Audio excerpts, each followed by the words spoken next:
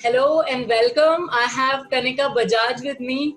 Kanika, congratulations. You cleared your NET exam in December 2019 in commerce subject. Tell us more about what are you feeling right now? Thank you so much Garima for the wishes. और अब तो बहुत ही अच्छा लग रहा है क्योंकि अब लग रहा है कि कहीं ना कहीं करियर की एक स्टार्टिंग करी है और नेट देने का कहीं ना कहीं ऑब्जेक्टिव यही था कि मुझे टीचिंग नहीं जाना था और मैं जिस कॉलेज में पढ़ी हूँ उस कॉलेज में ही मुझे ऑफर आ चुका है जॉब के लिए और मैंने अप्लाई कर दिया है। और क्योंकि नेट की ही वजह से मैं उस कॉलेज में नहीं जा पा रही थी और नेट के होने के बाद ही ये हुआ, ये पॉसिबल हो पाया कि आज अगर मैं वहाँ पे अप्लाई किया है तो थ्रू नेट ही मैं वहाँ पे अप्लाई कर पा रही हूँ। मतलब लाइक इन 2016 जब हम लोग एमकॉम कर रहे थे तो वहाँ पे हमारे एक टीचर थे और उन्होंने कहा था कि आप लोग नेट कर लीजिए तो आप लोग बहुत टैलेंटेड हो, अच्छे हो पढ़ने में। मतलब उससे पहले मेरा टीचिंग में कोई भी इंटरेस्ट नहीं था कि मुझे टीचर बनना है, मुझे नेट क्लियर करना है, कभी मैंने सोचा भी नहीं था। मेरे टीचर्स ने ही मुझे कहा कि नहीं नेट क्लियर कर लो और एक बार नेट क्लियर हो जाएगा तो बहुत अच्छा हो जाएगा। उससे पहले जबकि मैं बैंकिंग की तरफ थोड़ा सा मोल्ड थी और बैंकिंग के एग्जाम्स दे रही थी तो उसमें मेरे प्री का तो निकल जाता था पर कहीं ना कहीं मेंस का मेरा रह जाता था। फिर 2016 में जब कर लिया और एमकॉम करने के बाद जब मैं जॉब में भी आ गई, मैंने आपको बताया था पहले भी कि जॉब में आ गई थी। तो जॉब में भी ये रहा कि कभी पढ़ा कभी नहीं पढ़ा, पेपर आया उससे 1-2 दिन पहले देख लिया या सोचा कि चलो अच्छा देख लेंगे क्या करना है क्या नहीं करना है, ऐसे ही चलता रहा। पर इसका ये था कि किसी भी तरीके से तो निकालना है। That's amazing. And where are you from? कहाँ से हो आप, किस कॉलेज में पढ़े हो और वो सब हमें और बताइए अपने बारे में। आई एम फ्रॉम कानपुर और मैं यहीं के Jagran college of arts science and commerce से ही मैंने अपना बीकॉम भी किया और एमकॉम भी किया और यहीं से एक ड्रीम भी स्टार्ट हो गया एमकॉम से कि मुझे इसी कॉलेज में आके पढ़ाना है, मतलब इसी कॉलेज का टीचर बनना है और कहीं मुझे जाना ही नहीं है, मुझे यहीं पढ़ाना है। तो वो एक ड्रीम कम ट्रू कि जब नेट हो गया और उसके बाद आप अपने ही जहाँ से आप पढ़े हो और वहां पे ही आप पढ़ाओगे तो आप समझ सकते हो कि कितनी बड़ी फीलिंग होती है आप एक स्टूडेंट के लिए कि वो जिन टीचर्स से पढ़ा है आज उन्हीं के बीच में जाके पढ़ाएगा वो बच्चों को। आपकी फीलिंग से बिल्कुल सहमत हूँ, मेरे को भी ऐसा मौका मिला था तो मैं समझ सकती हूँ, बहुत ही अच्छी फीलिंग होती है। And congratulations that you got this chance. And I want to know more about how you prepared. Like, it's a vast syllabus. How you managed your time, and how did you divide time between paper 1 and paper 2? All these things we would like to know from you. See, कहीं ना कहीं ये जरूर रहा कि human पैरेटिस का जो भी मेरे पास मटेरियल आया था मतलब उसको लेके आई वाज सो कंफ्यूज कि अरे ह्यूमन पैरेटिस से मेरा होगा कि नहीं होगा, क्योंकि मैंने ऐसे काफी रिव्यूज पढ़े थे जिसमें था कि 100% सिलेबस कवर होता है और आपको, क्योंकि आप जब आप नेट की पढ़ाई कर रहे होते हो ना तो आपको बहुत ज्यादा डर लगा रहता है कि आप कौन सी बुक उठा के पढ़ लो, क्योंकि कोई भी बुक सारा सिलेबस नहीं कवर करती है, राइट। और इस बार जो नेट का पेपर आया था वो कहीं ना कहीं बहुत ज्यादा कॉन्सेप्चुअल, यानी कि अगर आपके कॉन्सेप्ट नहीं क्लियर होंगे तो आप पेपर क्लियर नहीं कर सकते। ये बात पूरी तरीके से तय हो चुकी थी कि अगर, क्योंकि जिस तरीके का पेपर का पैटर्न आया था तो आपको पर्टिकुलरली एक क्वेश्चन पे you have to spend 5 minutes. Can you understand Garima कि 5 मिनट्स हमने एक क्वेश्चन पे हम जो है कहीं ना कहीं स्पेंड कर रहे थे उसको समझने के लिए, क्योंकि कुछ क्वेश्चंस तो ऐसे थे जो टू द पॉइंट थे और हमने उसको आंसर कर दिए। पर अगर आपका कॉन्सेप्ट नहीं क्लियर है तो आप नहीं कर सकते हो। उसके लिए ये रहा कि मैंने ह्यूमन पैरेटिस का जो भी सिलेबस था, जो भी मेरे पास बुक्स आई, मटेरियल था, वो मैंने पूरा देखा।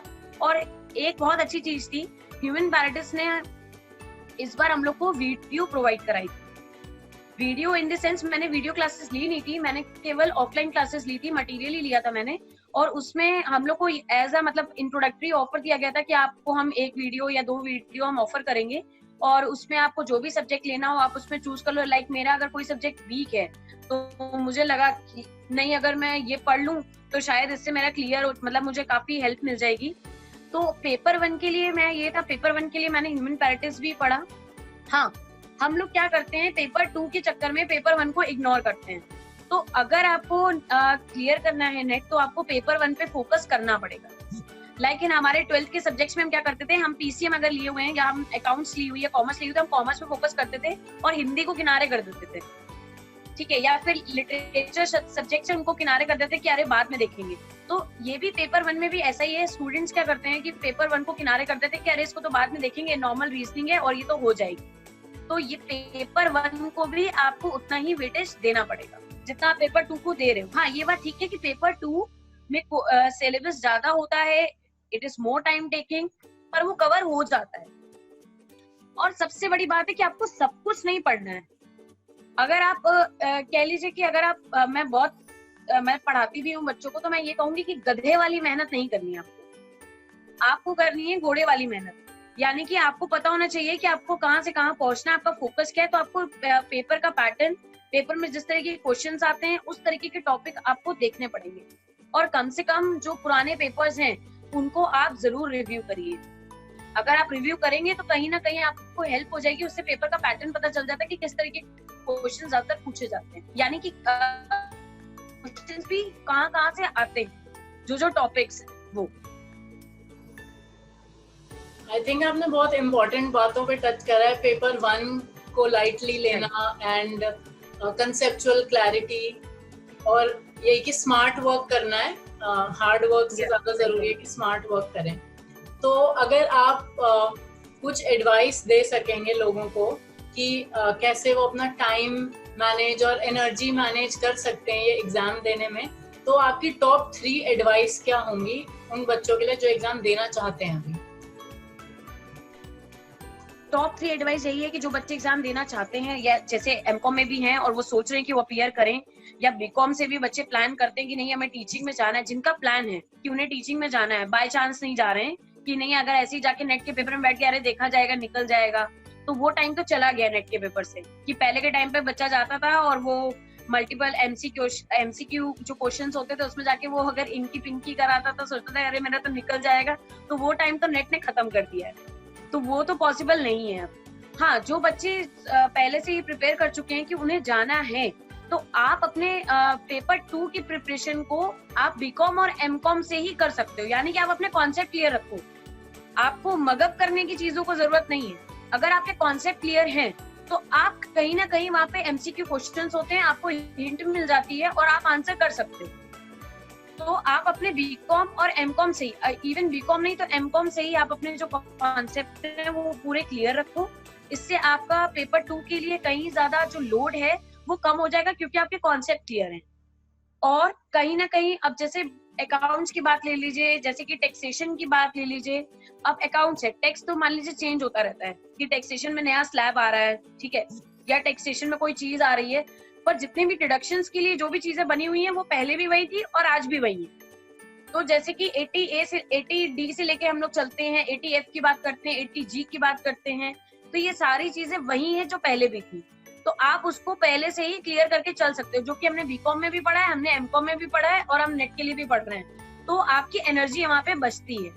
अगर एचआर के कुछ कॉन्सेप्ट हैं वो पहले बीकॉम में भी वही है, एमकॉम में भी वही है और नेट में भी वही है। तो काफी सारे सब्जेक्ट्स ऐसे हैं जो आप पहले से पढ़ते आ रहे हो कॉन्सेप्चुअल बेसिस, और उसके लिए आपको बार बार पढ़ना नहीं पड़ता। अब जैसे इको का एक पार्ट ले लीजिए, इकोनॉमिक्स का। अब वो मैंने देखा था कि जैसे कि इलास्टिसिटी ऑफ डिमांड है, तो पहले बहुत सिंपल पूछा उन्होंने, फिर उसके बाद उन्होंने इस बार जो पूछा वो उन्होंने असर्शन और रीजन में पूछ दिया। तो अगर आपके कॉन्सेप्ट नहीं क्लियर होंगे तो आप वो क्वेश्चन क्रैक नहीं कर सकते। तो आपको, अगर आपकी पहली एडवाइस यही है कि अगर आप लोग चाहते, आपको एमकॉम में मालूम है कि आपको नेट क्लियर करना है, तो आप अपना नेट वैसे ही क्लियर करिए, एमकॉम के कॉन्सेप्ट जो है वो क्लियर करके चलिए, तो आपको आगे हेल्प हो जाएगी। सेकंड थिंग इज कि जो भी बच्चे एमकॉम के बाद नेट के लिए प्रिपरेशन करते हैं, तो आपके पास टाइम होता है। जैसे कि आपने मान लीजिए कि आपने जून में आपके पेपर या मई में पेपर हुए, जून में रिजल्ट आया, और उसके पहले भी एमकॉम में भी आप अपीयर हो सकते हो, कोई प्रॉब्लम नहीं है उसमें।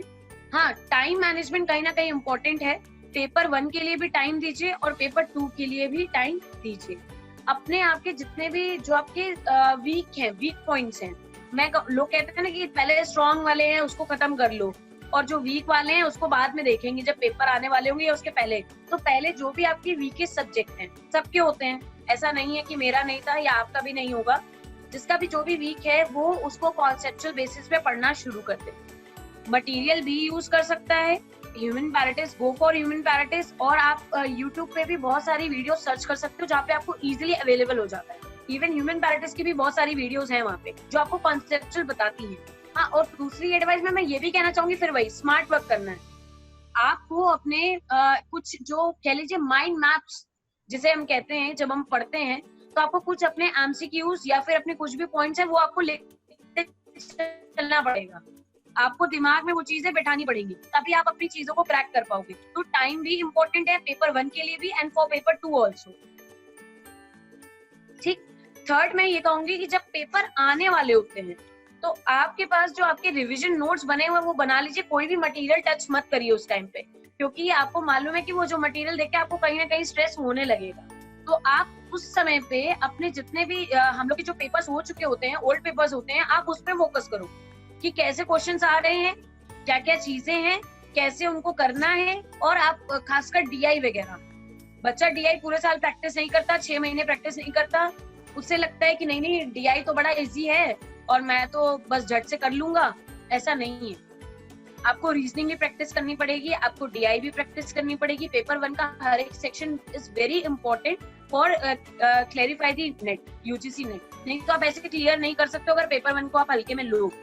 आई थिंक ये बहुत ही यूजफुल टिप्स थी कनिका। स्पेशली मेरे को आपकी बात बहुत अच्छी लगी कि एग्जाम के टाइम नोट्स ही छुएं, बुक से फिर आपको स्ट्रेस होगा। और वीक सब्जेक्ट्स पहले उठा लो ताकि आप उनको स्ट्रेंथन कर सकें। एंड आप खुद टीचर हैं, आई एम श्योर बच्चे आपसे बहुत इंस्पायर हो रहे होंगे, मोटिवेट हो रहे होंगे और उनको सही गाइडेंस मिल रही होगी। And thank you so much, आपने टाइम निकाला और हमसे बातचीत करी। जी, thank you ma'am. Thank you Kanika.